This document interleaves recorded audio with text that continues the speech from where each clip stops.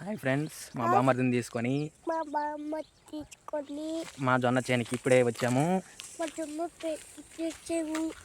ఇక్కడ జొన్న బాగా మొలుస్తుంది. మంచి క్వాలిటీ ఫుడ్ అనేది బర్రెలకి దొరుకుతుంది. ఈవిడే మా అమ్మమ్మ. 4 బర్రెలకి ఆసామి. మా బర్రెని మీకు త్వరలో చూపిస్తాను. ఈ కనబడే చేనంతా మాదే. ఈ చేనికి రావాలంటే నడుచుకుంటా రావాలి. మేత మోపులు తీసుకెళ్ళాలి కాబట్టి బండి గట్టులో నుంచి నెట్టుకుంటూ ఇక్కడ దాకా తీసుకొస్తాము.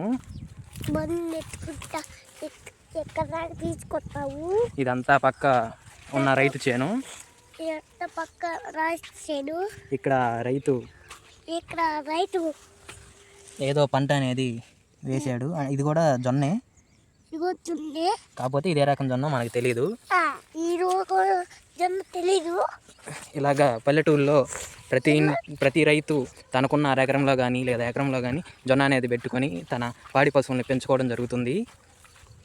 అలా పెంచుకున్నప్పుడు అవి ఇచ్చే పాల ద్వారా వాళ్ళ బతుకు జీవనం అనేది సాగిస్తుంటారు. అలాగే ద వే ఆఫ్ అంటుంటారు కదా, మనిషి ఒకే ఆదాయం మీద డిపెండ్ అవ్వకూడదని. అలాగా పల్లెటూరులో వాళ్ళు ఇలాంటి వాటికి కొంచెం ముందుగా స్పీడ్గానే ఉంటారు. ఎందుకంటే వాళ్ళు పాల ఉత్పత్తిని పెంచుతూ అలాగే వాళ్ళు చేసుకునే అనదర్ పని కూడా వాళ్ళకి ఇక్కడ ఉంటుందన్నమాట. అలాగే ఆ రైతు చేను ఖాళీ కొంచెం ఎందుకని మధ్యలో ఒక మామిడి చెట్టు పెంచుకున్నారు. అలాగే ఈ మా చేనులో ఉన్న సగం జొన్న అనేది వేస్తే ఇంకొక సగం కల్లి 3-4 మామిడి చెట్లు అనేవి వేసాము. ఇది పచ్చడి చెట్టు మామిడికాయ. ఇది ఇక్కడ ఉంది చూడండి, ఇదిగో ఇక్కడ.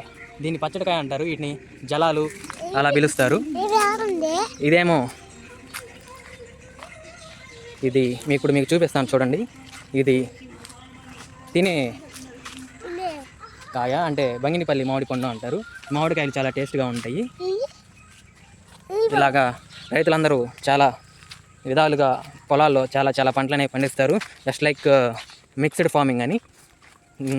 జై కిసాన్ జై జవాన్ చెప్పమని. జై కిసాన్ జై జవాన్. సబ్స్క్రైబ్ మై ఛానల్ చెప్పు. ఇలాంటి వీడియోస్ కోసం మళ్ళీ కలుద్దాం. బాయ్.